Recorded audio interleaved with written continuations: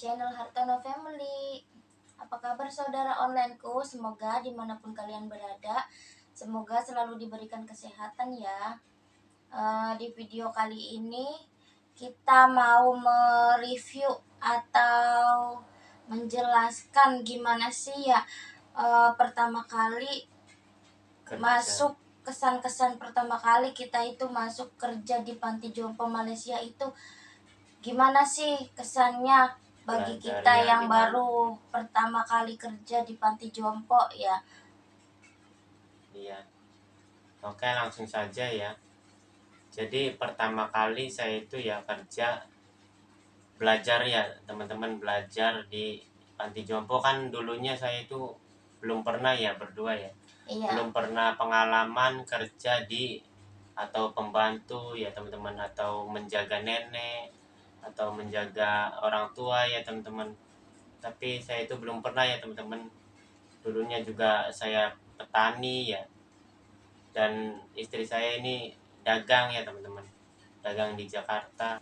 Kesan pertama kali kita kerja di Malaysia itu ya teman-teman, di panti jompo itu jujur dengan sejujur-jujurnya ya, kayak ada rasa apa ya, shock atau kaget gitu ya. Karena apa? Karena sebelumnya kita itu belum pernah ya kerja jadi ART itu ya teman-teman. Jadi apalagi ini pertama kali saya sama suami saya jadi TKW di sini kerja di panti jompo. Memang sih bukannya nggak pernah kerja di sana ya, maksudnya belum pernah aja kerja sama orang teman-teman. Soalnya kita itu kerjanya dagang ya. Jadi kalau misalkan dagang kan kita sendiri ya yang jadi bos. Kalau itunya bahasa itunya ya, kita sendiri yang kelola. Jadi belum tahu lah disuruh orang kayak gimana, disuruh bos kayak gimana. Suami saya juga kerjanya itu ya petani. Jadi kurang itu juga belum ya, dapat pengalaman ya teman-teman. Jadi waktu pertama kali kesini itu ya melihat orang tua banyak itu 9 orang ya teman-teman. Rasanya itu di hati itu ada rasa malu, ada rasa apa ya, malu karena dilihatin orang tua banyak gitu ya teman-teman. Padahal lama kelamaan emang orang tua itu sebenarnya nggak mikirin kita ya, maksudnya itu nggak peduli sama kita. Sebab orang tua itu yang punya pikiran itu nggak cuma itu ya, nggak kayak masih peka itu. Terus belajar dulu ya teman-teman, saya baru kesini kan ada orang ya di sininya sebelum saya itu ya mau diganti sama saya ya. Terus belajar sama dia ya teman-teman, saya ngeliatin dulu ya. Satu hari ngeliatin dia yang ngajarin kan, yang pekerja lama itu belum pulang, ngajarin kita dulu selama 2 minggu ya teman-teman. Ganti pampers ya teman-teman, terus obat-obatan kita harus ini harus tahu ya teman-teman. Terus apa nama-nama ya, nama-nama orang tua dari 99 orang itu ya teman-teman, kita harus hafal semua. Jadi beratnya itu di situ ya teman-teman. Maksudnya enggak itu sih ya, maksudnya apa ya, kita harus tahu nama dari 9 orang tersebut. Jadi yang ini namanya siapa, yang dua namanya siapa. Terus yang kedua kita harus tahu juga barang-barang orang tua itu, orang tua yang ini barangnya apa aja. Maksudnya barang itu seperti lotion, terus apa ya, baju ya, peralatan kita aja teman-teman, kayak semacam kebutuhan kita untuk itu, untuk kita, diri kita tuh harus tahu orang tua ini kebutuhannya ini, orang tua ini kebutuhannya ini. Terus ditambah lagi obat ya teman-teman. Jadi apa ya, kita itu harus hafalin obat 9 orang. Yang ini obatnya siapa, yang itu obatnya siapa. Ini sebenarnya yang paling berbahaya ya teman-teman. Kalau misalkan kita salah kasih obat, itu akibatnya fatal ya teman-teman. Terus susu juga ya. Susu itu kan beda-beda ya. Kita harus Letakinya tuh ya beda-beda di iya. lemari ini kan, di Jadi lemari ini. susu itu kan mereknya kan beda-beda ya. Ada yang pakai ini, ada yang misalkan kayak anak kecil ada yang Denkau, ada yang Nestle, ada yang Frisian Contoh. Flag apalah itu. Jadi kita harus tahu yang orang tua satu ini minumnya susu ini, yang satu ini minumnya susu ini, yang ini lagi yang satu lagi minumnya Milo. Itu kita harus hafal juga ya teman-teman. Kadang ada satu orang atau dua orang ya di situ apa minum kopi ya teman-teman. Jadi ada kopi, ada susu, dan ada yang itunya aja kayak apa ya, Kayak sereal gitu kayak teman-teman. serelak kayak gitu ya. Ya, Iya, kayak kalau di kita mah namanya kayak energen. energen. Oh iya itu Mm-mm. energen ya teman-teman, kayak gitu. Kita, Terus bajunya ya teman-teman, kita pas datang ke sini ya harus apa ngapalin baju baju dulu ya teman-teman. Bajunya tuh ya beda-beda kan, ada yang baju kayak gini, ada baju yang gini, pakai baju tidur, ada baju yang tidur. pokoknya itu Harus ngapalin lah teman-teman. kesan pertama kalinya itu otak kita itu jadi Otak juga ruwet. otak juga ikut bekerja teman-teman di panti jompo tuh. Ya emang begitu ya teman-teman, barangkali kalian juga mau ke Taiwan juga atau ke Malaysia atau yang kemana ya, Hong Kong ya, ke Singapura Singapura. Bagi job yang di panti jompo juga sama ya, sama seperti kayak gitu teman-teman. Soalnya teman saya di Taiwan juga nggak beda beda jauh ya, beda udah beda jauh jauh. sama kita di sini. Cuma kan bedanya kan kalau kita itu di sini itu panti jomponya kecil ya teman-teman. Jadi tidurnya itu nggak pakai itu apa namanya kasur remote itu ya teman-teman. Jadi kasur yang bisa diangkat pakai remote itu dimiringin. Kalau kita pakainya itu besi ya, Baru pakai kasur besi. Jadi bukan kasur besi sih, kasur mabusa itu ya. Tapi itunya itu ada tempat besi. tidurnya itu besi pakainya. Jadi ya ada tenaga ekstra lah untuk kita Ngangkat ya angkat, teman-teman, harus ganti angkat ya pampers kayak gitu, atau ganti gimana. pampers. Iya.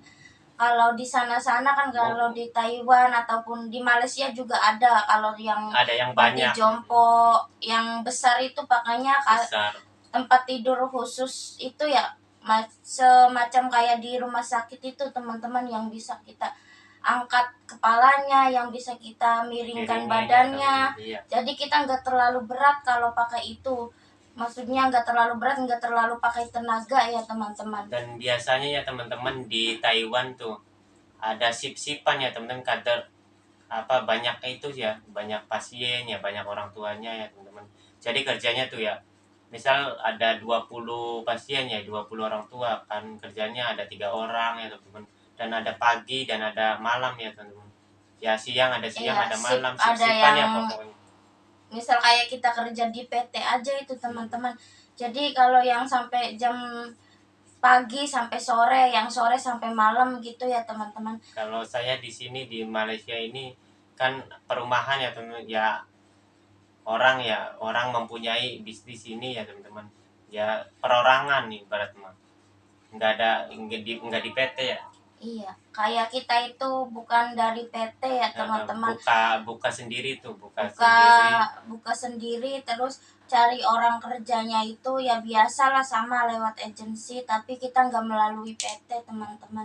Jadi Orang tuanya juga dari sedikit ya teman-teman, 9 orang. iya, dari majikan di sini kita terus telepon ke agensi, ada orang nggak mau kerja di sini, majikan kirim uang untuk biaya kita masuk ke sini, agensi langsung proses terus sudah masuk langsung ke sini, nggak lewat PT lagi ya teman-teman. Langsung saja ya teman-teman, lalu dibikinin paspor, dibikinin permit sama majikan sendiri ya teman-teman. Iya. Eh, untuk mengatasi itu ya kadang bukan cuma itunya aja ya teman-teman, bukan cuma dari segi baju, obat, terus susu ataupun kebutuhan pribadinya orang tua itu bukan cuma sekedar itu. Kita juga harus hafal itu kan, orang tua kan pakai pampers kan dari anaknya masing-masing ya. Jadi adalah yang dari kita. Kalau misalkan keluarganya yang gak mau ribet itu, oke lah, beliin saja pampersnya, pakein kayak gitu. Tapi kalau misalkan anaknya atau keluarganya itu mau bawa sendiri, saya mah mau pakai pampers sendiri, pakai susu sendiri, nggak mau dari kita, ada juga ya teman-teman. Makanya kita juga harus hafal pampersnya itu yang orang tua ini pampersnya pakai pampers yang mana. Jadi harus hafal itu juga. Biasanya ada ukurannya ya teman-teman. Jadi orang tua ini misalnya ukurannya M, orang tua ini ukurannya L gitu Iya. teman-teman. Terus Bukan, lebih mudahnya lagi saya mah sekarang ya teman-teman dinomerin ya teman-teman. iya, Jadi orang tua tuh jadi nomor 1, nomor setiap 2 itu ya, jadi setiap apa, kursi. kursinya itu, kursi duduknya itu kayak kita kasih nomor, nomor 1 namanya siapa, nomor 2 namanya siapa. Jadi lama kelamaan kan kita Hafal. beradaptasi kan, hafal semua nama orang tua. Terus kenapa dikasih nomor ya teman-teman, bukan cuma kursinya aja dikasih nomor, itu kayak barang-barang pribadi, terus obat-obatan, tempat obat apa itu kita kasih nomor semua ya, nomor Supaya sama gampang nama. lah. Iya, nomor sama nama supaya gampang ya kita kalau misalkan Cari. dari keluarganya nomor 1 obat dikasih, kan kita kan langsung ditaruh di tempat nomor 1 ya. Terus di pampersnya juga ditulis teman-teman, misal nomor orang tua nomor 1 ya, 1 terus namanya siapa, supaya kita itu enggak itu ya, Enggak sulit ya enggak sulit, iya, nyarinya. nyarinya itu. Karena siapa sih yang enggak ngeblank ya teman-teman, pertama kali belum pernah itu, belum pernah kerja, jaga orang tua ataupun kerja jadi ART itu ya teman-teman. Jadi harus bagi, tenaga juga ada iya, ya, angkat-angkat teman-teman. Terus otak kita juga harus menghafal semua nama, terus baju, terus pampers juga ya. jadi otomatis kita itu harus lebih ekstra lagi lah belajarnya, karena kita belum banyak pengalaman ya teman-teman. Tapi alhamdulillah sekarang sudah hafal semua. Ya, meskipun enggak itu ya. Kalau nama sih saya enggak hafal semua ya teman-teman, tapi sekarang pakai nomor kan. Iya. Ada namanya, ada nomornya teman-teman di kursinya. Jadi ya lama hafal ya teman-teman. Jadi kalau nggak tahu nih namanya, ya udah lihat nomor di kursi aja. Terus tanya sama yang kerja, ibu kamu nomor 1 namanya ini. Jadi kita itu gampang ya teman-teman. Kan sekarang kan maksudnya antisipasi ya, maksudnya apa, COVID juga baru itu ya, baru mereda, karena nggak sembarangan orang masuk di sini. Jadi kalau misalkan ada yang jenguk itu cuma di luar ya teman-teman. Jadi kita yang ambil orang tua pakai kursi roda, didorong ke depan gerbang kayak gitu teman-teman. Tinggal anaknya sebut nama, kita angkat. Iya. Oke, itu saja ya teman-teman, kesan-kesan pertama. Maksudnya kesan pertama saya kerja di panti jompo Malaysia itu ya seperti itu. Susahnya itu ya teman-teman, belum bisa beradaptasi, belum dapat pengalaman juga ngurus orang tua gimana. Oke, jangan lupa ya untuk kalian yang sudah menonton video saya, jangan lupa like, komen, dan subscribe ya teman-teman. Dadah.